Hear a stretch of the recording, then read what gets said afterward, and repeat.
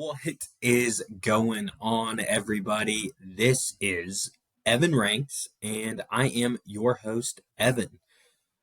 Boy, oh boy, before we get into this one, today's sponsor of the podcast is brought to you none other than Walker's Home Services, the proud singular sponsor of Evan Ranks. Thank you, Hunter, for the sponsor. He's actually given me some, input here on sort of what he wants to hear in the podcast in exchange for some new microphones. Thank you to our studio sponsor, Walker's Home Services. I will look forward to my Amazon package later on this week.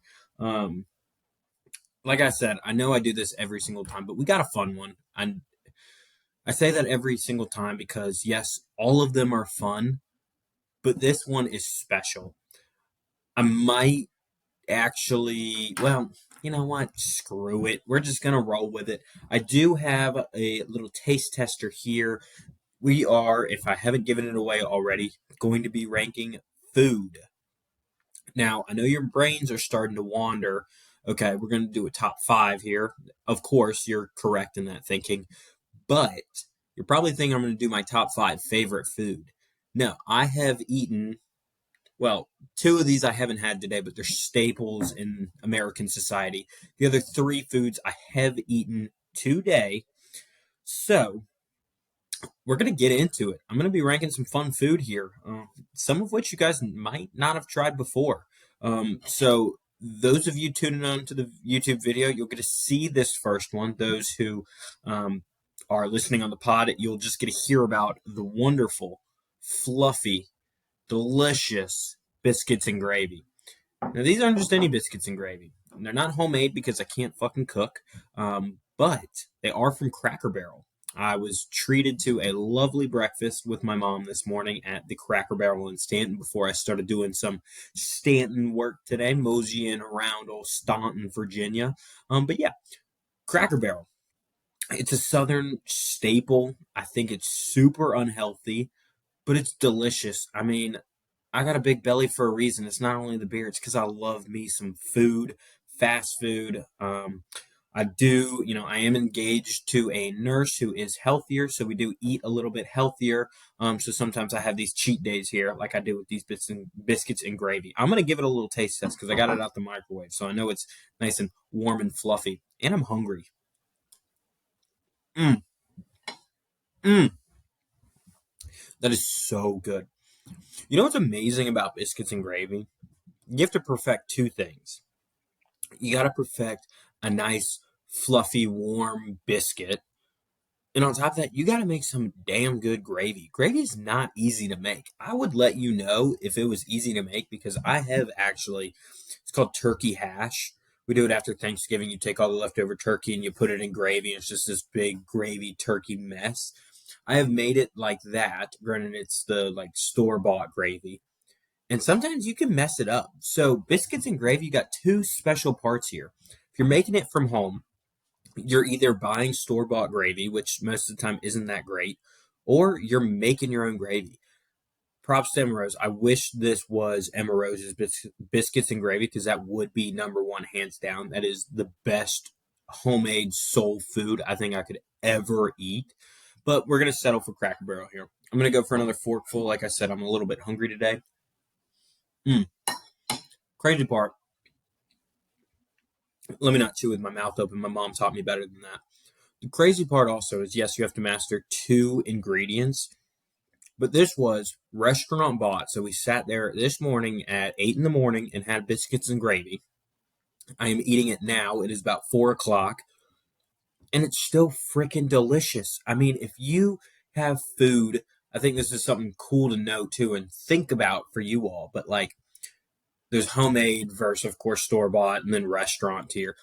But when you're thinking about these foods, especially biscuits and gravy, which is something I absolutely love, you think about, okay, homemade's up there at number 1. Then you got, the store-bought or restaurant, and then you have store-bought where you just buy the biscuits and gravy, make them at home yourself. But homemade, you have that own mini ranking in your head. And these are still really good after sitting around for a while. I'm a big fan of that. I'm gonna hold my rankings, like I said at the end, or I didn't tell you this, but what I have done in the past is just eat, drink the bourbon, and then rank them on a scale of 1 to 5. So, as I take another bite here because this is so good. Mm. So, Cracker Barrel biscuits and gravy. Number two is taco soup. I should have had all these laid out on the table and been eating them while I was doing it, but I'm really hungry, but I'm not really hungry, and I've eaten kind of a lot today, so I'm trying not to be a fat ass. Um, Taco soup. Emma Rose had whipped this up a couple of days ago. I believe it was Tuesday. Sort of one of those meals that we could eat throughout the a week since she works as a nurse. So we are indulging in some taco soup. I do have some leftovers that I can eat, but this was a meal I had yesterday for lunch and dinner. You sprinkle a little tortilla chip in there. It's got, I think, black beans, cheese, chicken, whatever you would imagine in a taco soup. Of course, not lettuce, but it is absolutely delicious. You sprinkle a little cheese, extra cheese on there, stir it up, eat it. Um, some of the it's a healthier alternative, so it's not like we did hand shredded chicken in a way and do this, that, and the other, and use healthier ingredients. I think there's some peppers in there, so you're getting a mix of protein and veggies to hold you over to your next meal. That's ultimately why we eat food, for sustenance. Excuse me, we eat it for sustenance because we have to. Otherwise, we'd eat all freaking day and everybody would be fat. That's kind of how America's going right now. But besides the point, taco soup, a little bit healthy, has your veggies, got your protein in there. So, you only really need 1 bowl to 1.5 bowls. You're not overeating or anything crazy like that. But that one is really good as well. Like flavor wise, it tastes similar to a taco, just not like cheap taco meat. So it's got that nice, fresh chicken and veggies taste. It's been raining and been gross the past 2 or 3 days here on this side of the mountain and possibly Charlottesville. So soup is always a good, hearty, warm meal to eat while you're, curled up on the couch. So that's been something I've been feeding off of. I did have a little bit today as well. Like I said, these foods are all something I've had today / two staples to guess. But yeah, so taco soup, really good. Some of those ingredients there that I had listed, beans, veggies, chicken, all of that fun stuff. I don't know how I would rank that with the biscuits and gravy, like 1 and 2. I'm kind of struggling with that in my brain right now, just because I do have this delicious biscuit and gravy right here next to me. As I take another bite. Um, but moving on, we went to the Dayton Tavern for a catering test, if you will. I don't know if I can share what I ate or not. This is, I guess, gonna be put out there. So, lemon pepper chicken was something that we had tasted today. We tasted a bunch of different things, so I think it's okay that I only tell you one of which I tasted. It was really good.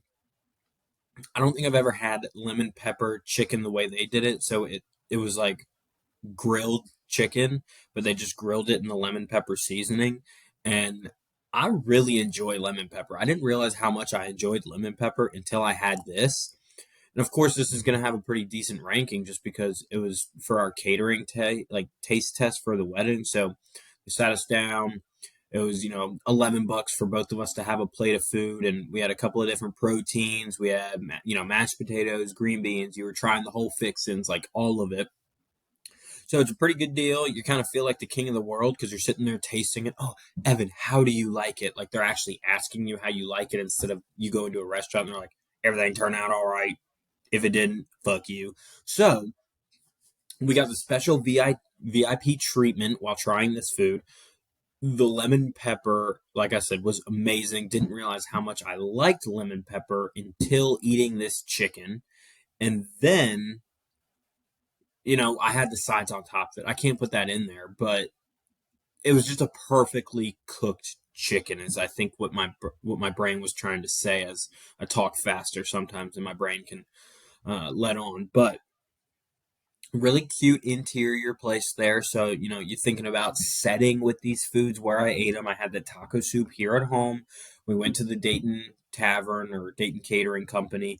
We went storefront. We were the only people there, right at 11 o'clock. And then this morning I was in Cracker Barrel.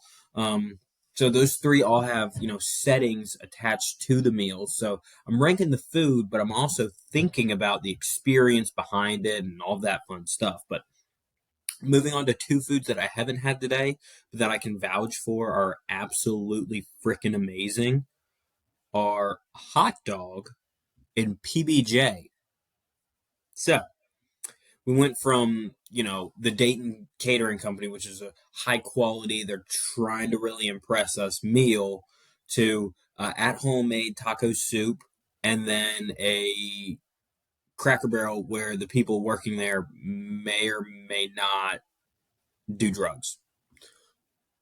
We had a wonderful waitress and all that fun stuff, but just to the quality of, Cracker Barrel's kind of on the bottom tier there.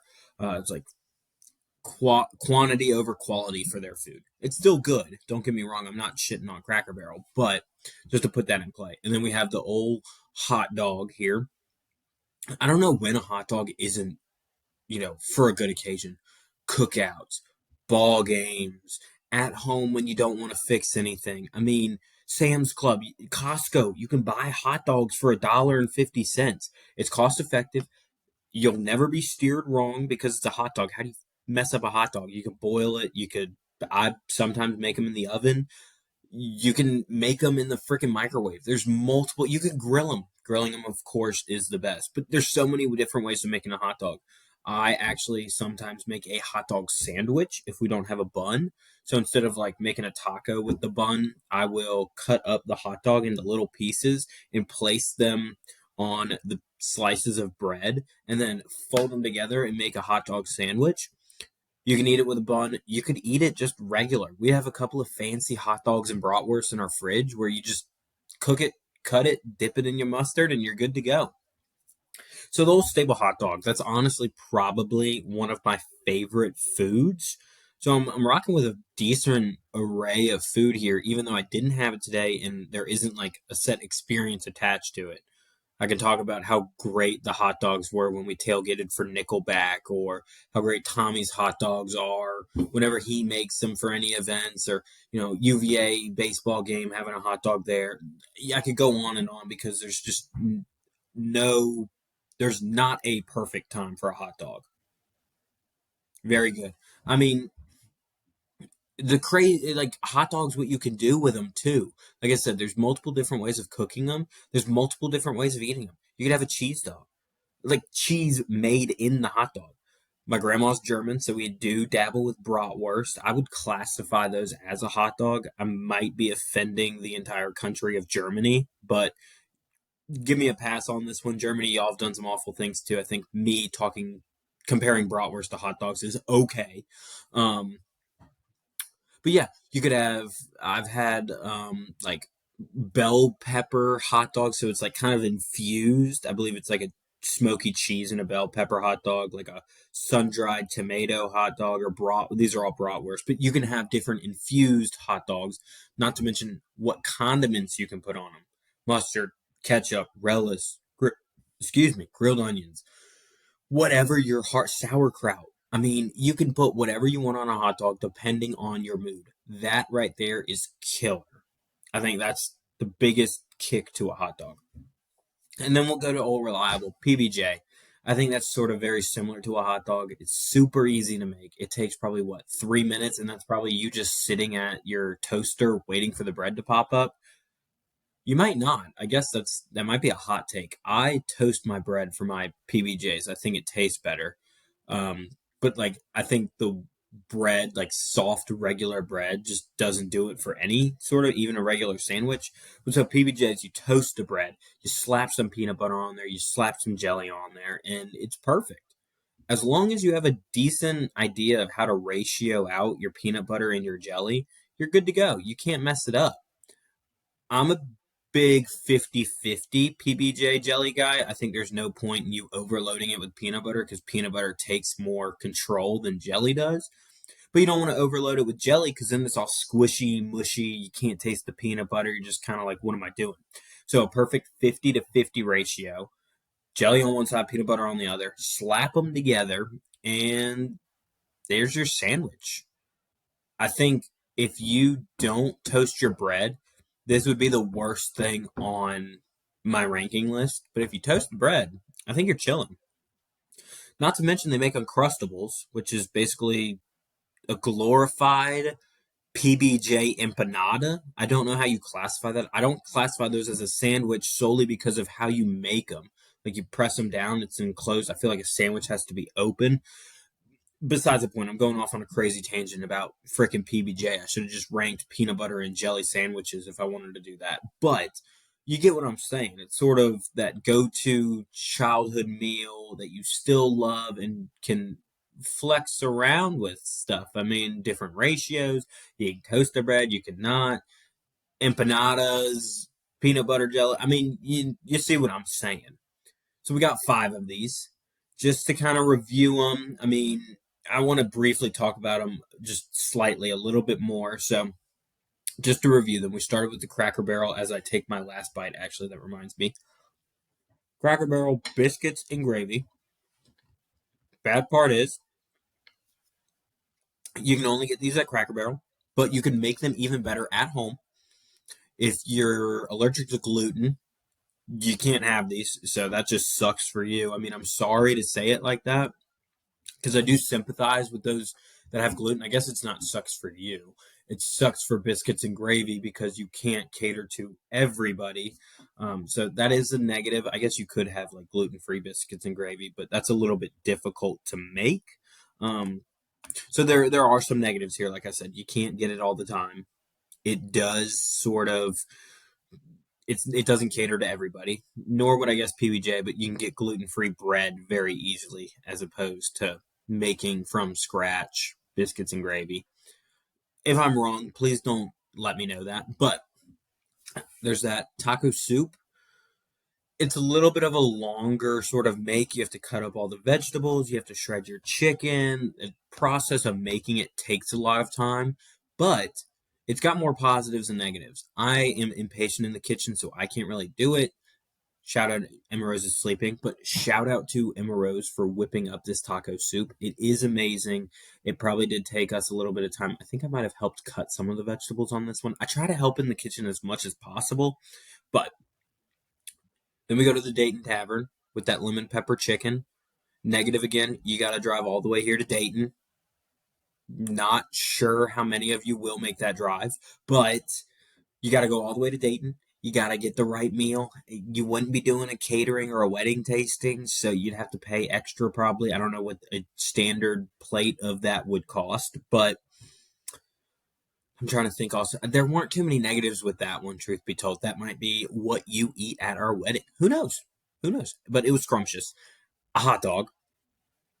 I'm trying to think of a negative. You don't have any negatives for a hot dog. I guess we're going for the gluten free thing with the bun, but it's not the most classy of meals. I guess you could say that.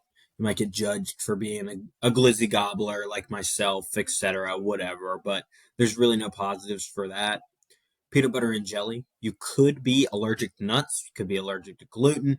As a child, you are outcasted to your own table if you can't eat peanut butter and jelly. I feel like they say a nut allergy, but it's really the you sit at this table because you can't eat peanut butter and jelly table. So you're an outcast as a child because you can't eat it. Um, a negative would be if you don't toast your bread, it just doesn't. That's not a good sandwich. PBJs are sandwiches or empanadas, and that would just be terrible. So toast your frickin' bread, people. But more positives than negatives on that one. Quick, easy, all reliable. You can't mess up a hot dog or PBJ. You can mess up the other three. But let's mosey on into our rankings here. Before I announce my rankings, I know I have mentioned it before. I'm going to play dumb. Have I mentioned who sponsors this podcast? I haven't. I heard someone in the back of the room, actually, in the back of the car, maybe if you're listening, wherever you're listening, someone behind you just shouted out that I have not announced this. This podcast is, in fact, brought to you by Walker's Home Services. Thank you, Hunter Walker.